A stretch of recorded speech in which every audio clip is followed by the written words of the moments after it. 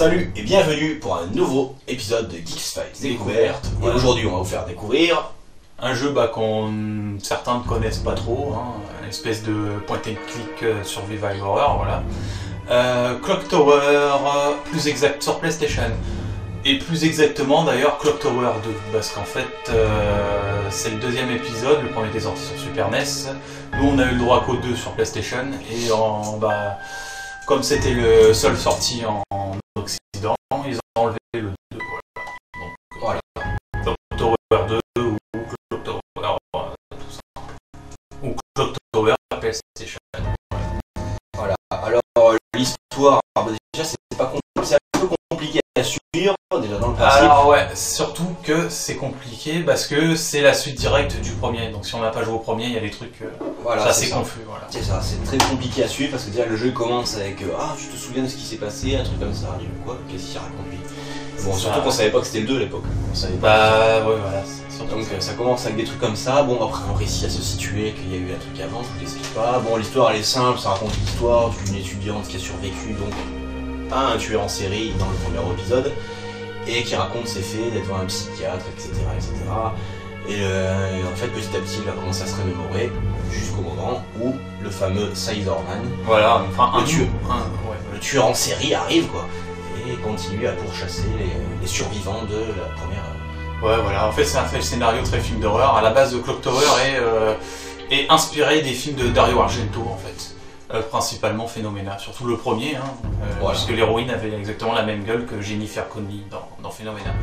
Parce que le premier jeu était vachement inspiré de ce film-là, où il fallait échapper à Sizerman, le groupe de jeunes filles dans le manoir, où voilà, le tueur les poursuivait, les zigouilles et tout ça, et il fallait lui échapper.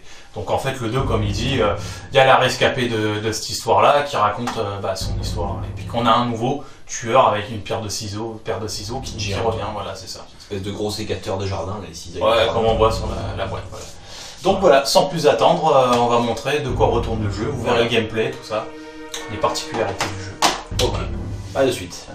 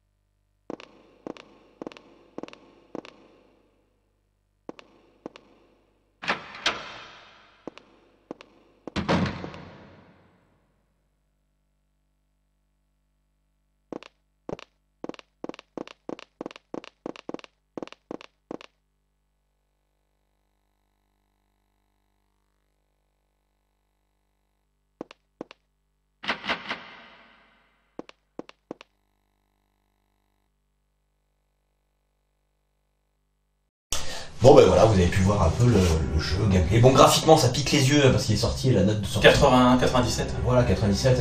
Et encore, 97, il y a de grandes chances qu'il soit sorti avant 97 chez nous, et au Japon, je pense que c'est bien avant. Sorti bien avant, quoi. Après, ça reste un jeu sympa. Le gameplay, donc c'est un point and click avec des éléments de survival horror, quoi. C'est ça. On peut comprendre, on peut pas réellement le considérer comme un survival horror. Dans le texte, oui, mais dans le gameplay, non. Il est considéré comme un survival horror. En fait, si tu veux, dans le gameplay, le survival horror, il y a pas mal de trucs extrêmement variés. Et, il est quand même considéré comme un survival horror. Et ça ira plus dans ce sens-là avec les autres épisodes. Parce qu'il y en a eu un troisième sur PlayStation. Le premier, qui était sorti sur Super Nintendo, a été porté sur PlayStation, jamais chez nous d'ailleurs. Avec les musiques en qualité CD, les voix digitalisées, tout ça. Et il y en a eu un troisième, je crois que c'est Clock Tower, je sais plus trop quoi le nom. C'est pareil, toujours sur PlayStation, sorti aux États-Unis et au Japon. D'ailleurs, aux États-Unis, il s'appelle Clock Tower 2, alors que c'est le 3. Celui-là est inédit, il n'a rien à voir, c'est pas la suite de celui-là. Donc c'est là qu'il y a vraiment des éléments pour se défendre et tout qui sont parce que là on peut pas incrustés dedans, voilà. Après, il y a eu le vrai Clock Tower 3, enfin le vrai. Un Clock Tower 3 sur PlayStation 2 développé par Capcom qui n'a absolument rien à voir. Parce qu'en fait, le développeur c'est Yume Corp. Ils ont fait couler et la licence avait été rachetée. Depuis, il n'y a plus de Clock Tower. Depuis le massacre qui avait été fait sur PS2. Voilà, qui est horrible. Déjà, ça prend pas un tueur en série, c'est pas le même truc, il y en a plusieurs. Et puis c'est des fantômes principalement. Oui, ça s'éloigne pas mal. C'est après l'héroïne, c'est une Magic Girl, quoi, c'est super. Ou pas les loups. En fait, on a beaucoup d'éléments capconiens, assez fantaisistes ou type arcade, enfin. Voilà. Pour moi, un des meilleurs, ça reste celui-là et la première version sur la version Super NES. Voilà. Alors en fait, rester sur plutôt les trois premiers, pas celui sur PS2 forcément, sur Super NES, celui-là. Et l'autre qui est jamais sorti chez nous, qui est aussi sur PlayStation, qui est d'ailleurs, il rectifie un des problèmes de celui-là. Graphiquement, il est un peu plus beau, quoi. Voilà, celui-là c'est du minimum syndical, quoi. Il y a des paroles juste dans les cinématiques et encore, sinon c'est que du texte. On entend bien les bruits de fond, quoi, il n'y avait que du texte, alors que c'était largement faisable. On faisait des jeux, j'ai déjà parlé de jeux sur PC il y a 10 ans. Il y en a qui n'avaient pas compris le jeu, enfin qui n'avaient pas compris, il avait reçu des critiques. Pas génial. Il est pas mal, hein. Non, il est franchement bien. Il est pas mal, hein. Il y a quand même des bons éléments d'horreur, il y a une bonne ambiance. On peut pas frapper l'ennemi, par contre on peut essayer quand il nous attrape à le repousser de temps en temps, pas tout le temps. On peut quand même se cacher derrière certains objets pour échapper aux monstres. Il y a des meurtres gore, gore, hein, ça reste relatif par rapport à l'époque, mais pour l'époque, par exemple le mec qui se fait décapiter avec l'aiguille de l'horloge, c'est pas mal ça. Mais sinon ça reste un bon jeu, quoi, je le conseille, quoi. C'est juste le gameplay qui est un peu particulier au début, qu'il faut vraiment s'y faire, quoi. Surtout qu'il est long à se mettre en marche, quoi. Il est fait un peu comme un film, il y a le prologue. Comme le premier aussi, c'était assez... Alors quoi que non, dès les 5-10 premières minutes, dès le moment que les héroïnes se séparaient dans le manoir, le jeu commençait. Là, il y avait une limitation technique par rapport à la cartouche, alors que là, c'est un CD, mais là, c'est long, je crois qu'il faut à peu près environ un quart d'heure, 20 minutes en fonction de comment on joue pour qu'il commence à y avoir de... Alors, j'ai une petite question à te poser, si toi tu arrives à te rappeler. Est-ce que, comme dans le premier, il y a plusieurs fins? Oui. Voilà. Oui. Parce que dans le premier, tu pouvais même finir le jeu en 5 minutes. Le moment où il y avait une histoire avec une voiture, il fallait trouver les clés et réussir à ouvrir la porte du garage. Et en fait, tu te barrais sans aller chercher tes copines. Et tu te barrais avec la voiture et fin de l'histoire. Il y a plusieurs fins. Bon, moi j'ai toujours fini de la même façon parce que j'ai jamais rien compris au jeu en fait en même temps, qui c'est assez longué le jeu. Mais je sais qu'il y a plusieurs fins, par exemple, il y a certains personnages qui peuvent mourir ou ne pas mourir. Oui, c'est pareil, pareil dans le premier. Par exemple, si tu vas chercher un objet à un autre, par exemple, à un moment, tu as le chien enragé, tu sais pas, demande pas pourquoi il est enragé, j'en sais rien du tout. Le chien, il est enragé une fois sur deux, il va tuer son maître, il va le bouffer la tête. Une autre fois, après, c'est le lustre qui va tomber sur l'autre. Après, je me souviens qu'à un moment, tu rentres dans le château, tu vas dans la cave à vin qui est cachée, et il n'y a rien dans la cave à vin, tu fouilles, et à un moment, si tu sais qu'on tu fais la partie, tu ouvres le robinet d'un petit tonneau en bois, quoi. Tu ouvres le robinet, il y a du sang qui coule et t'as une bague. Alors le mec, je sais pas comment il a fait pour la faire entrer dans le petit tonneau de 20 litres.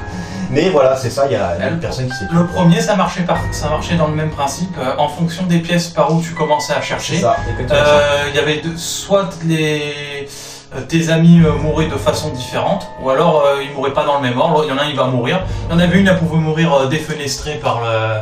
Il y a une espèce de vitre au plafond à tomber par là.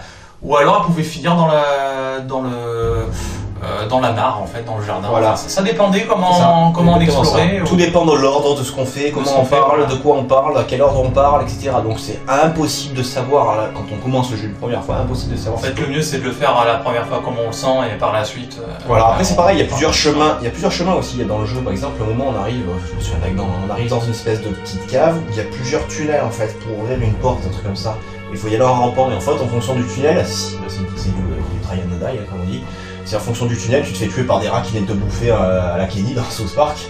Voilà, ou un truc comme ça, quoi. C'est un peu le hasard, quoi, des fois, de jeu. Par exemple, aussi, il y a des trucs compréhensibles qui vont par rapport avec le tueur. Par exemple, à un moment dans le manoir, on ouvre un tiroir de la cuisine, il y a le même coupé qui arrive et qui vous étrangle.